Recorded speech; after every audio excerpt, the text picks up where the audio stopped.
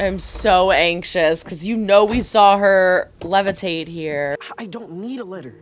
I don't want a letter. Just talk to me. I'm right here. Okay? I'm here. I know this is hard. You don't know anything! I am still very much in hell. Ooh, we're gonna get a flashback. I have the been house. back from the war. Looks like a fairy tale. A dream. He was a sensitive child. And I could see he felt something was wrong. And then it began. Dead animals, mutilated, tortured, begin to appear near our home. Encounters conjured by this demon. Nightmares, demon. It seemed to take pleasure in tormenting us. All evil must have a home. I could sense this demon. Always close. Somewhere within the shadows of our home. It had cursed our town. Love you. I love that song. Don't ruin this song for me.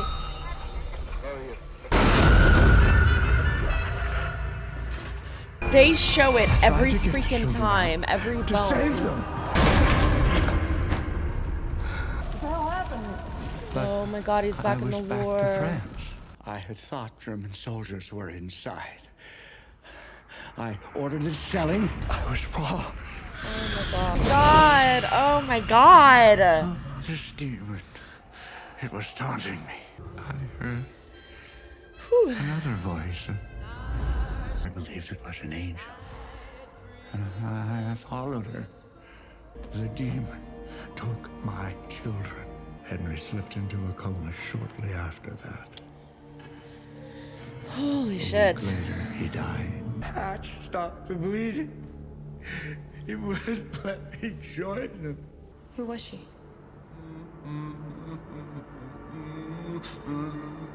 I just had a very interesting conversation with Professor Brantley. Called him, I knew it.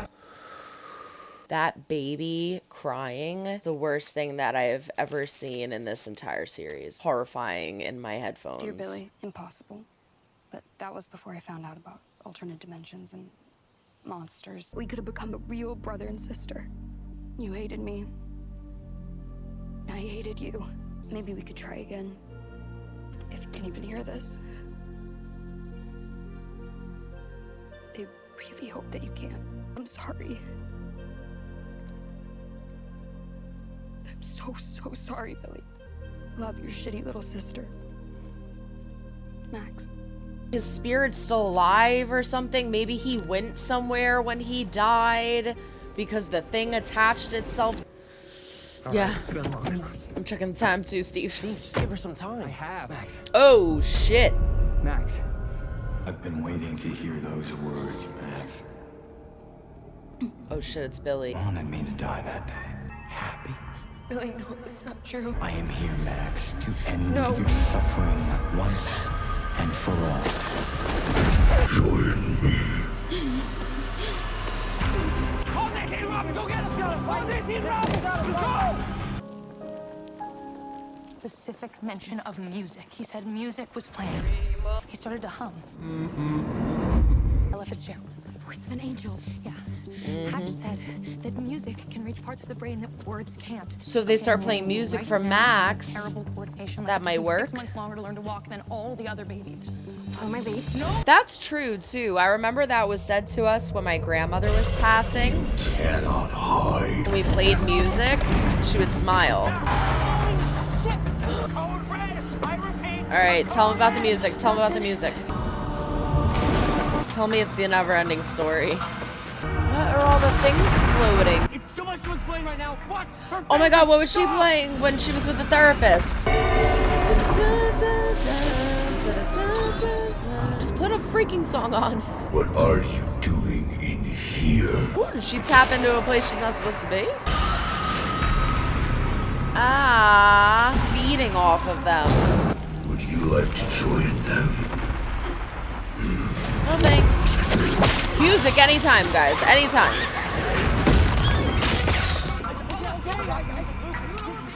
Start singing it! Now!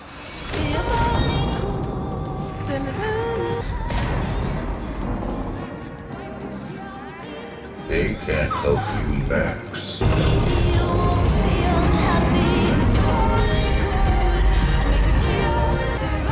Oh my god! Break it, break it.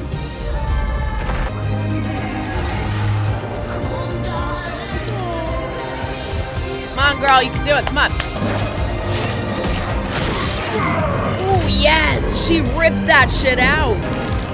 Oh, he just grew it right back. Alright, well, that's still cool, though. My hair's sticking up right now. I'm freaking out.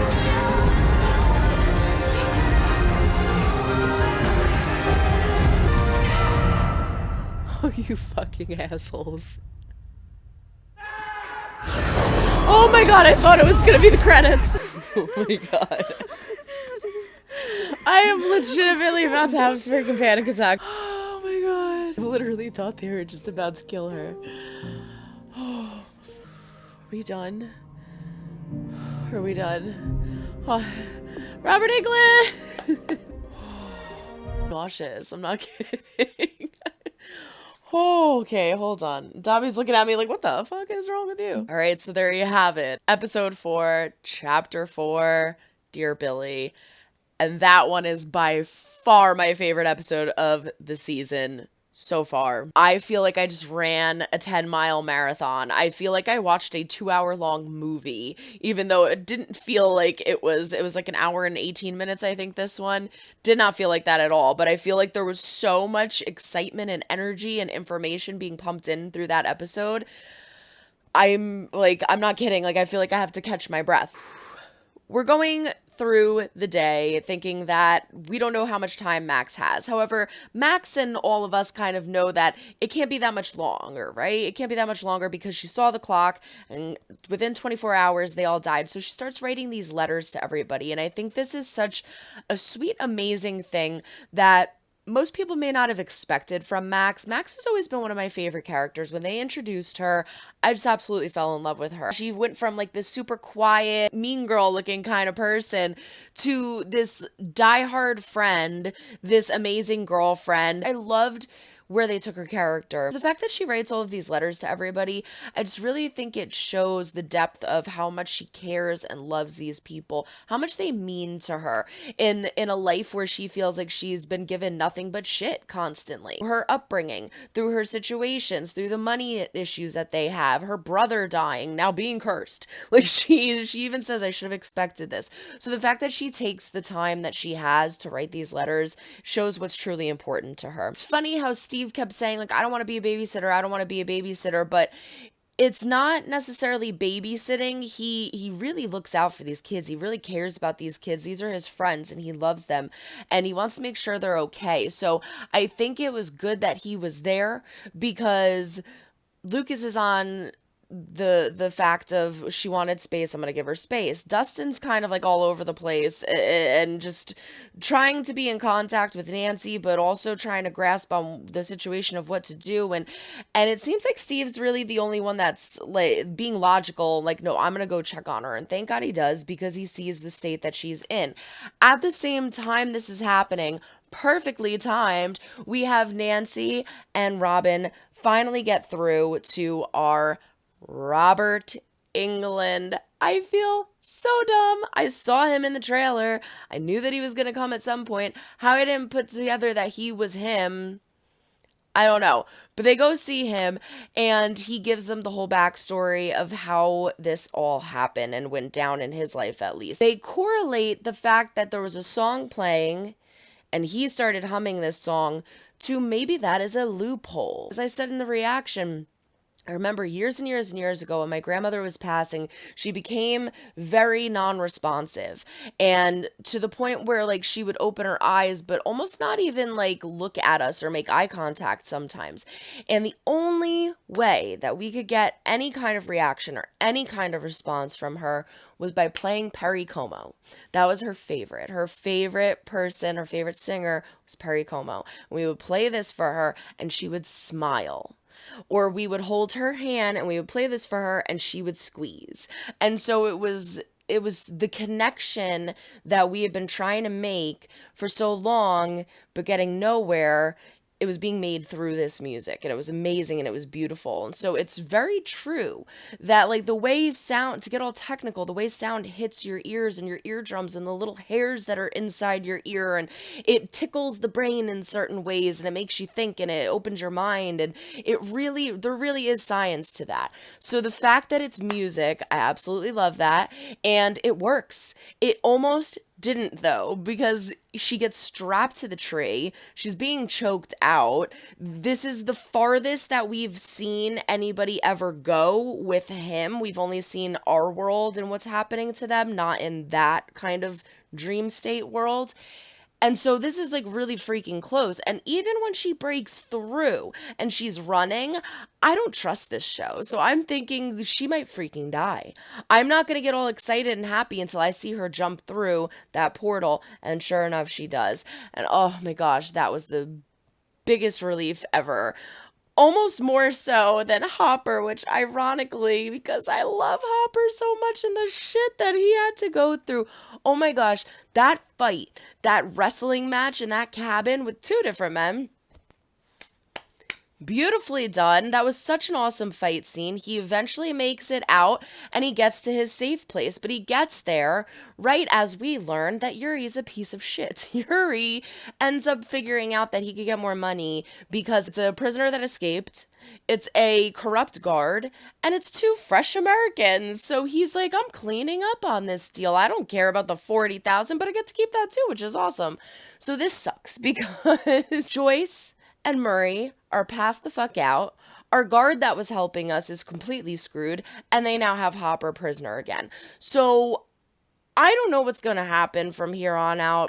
I just loved in the beginning how Steve used the lamp and Lucas is back together with the crew. We get this beautiful moment with Max and her mother where it's just this heart-to-heart that she needed to have, and she tells them about the letters and all, and it's completely ruined and destroyed by Vecna because he turns into her mother. So we now know from the first 4 episodes and the information that we have gathered that Vecna is very powerful, extremely with mind control, especially. Max says to him, "You're not really here." And he says, "Yes, I am." But no, he's not. So we know it's literally like a Freddy Krueger Nightmare on Elm Street situation, which is why I also think it's really awesome that they got Robert Englund to play in this, because now I know for sure with the cardboard cutout of Freddy and Robert Englund and all the feels and the emotions of it, it's definitely modeling after, well, they always do with the 80s in this show, but it's definitely modeling after a Nightmare on Elm Street kind of situation, because that's Freddy's whole thing. He's not really there, but he's there, but he's not really there, but he can trick you into believing he and everything else is actually in front of you when it's not. So they just have to be armed and ready with a bunch of Walkmans, I suppose. This also may give an indication as to why Eddie is on the roof of the building, jamming out on the guitars we've seen in the trailer. We get an awesome conversation between Mike and Will, and I remember, I think it was in season 2 maybe, where we got a conversation like that, where they're both kind of sitting next to each other, having this heart-to-heart, and I feel like the two of them understand each other on a level that no one else does, and I feel like that's why Will was so upset that him and Mike's relationship was going the way it was.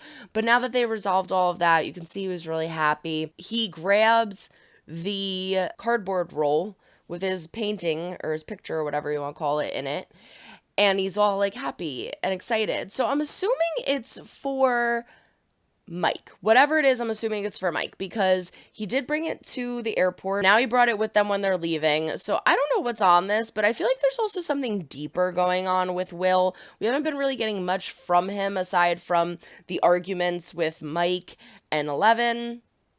So I'm curious to see where they go when they explore that. And last but not least, we call Argyle, our good old buddy Argyle, to come pick us up, deliver us some pizza. Well, we have these government officials that are like, listen, trust us. And it's like kind of the only option they get. So I get it. Trust them. And they do.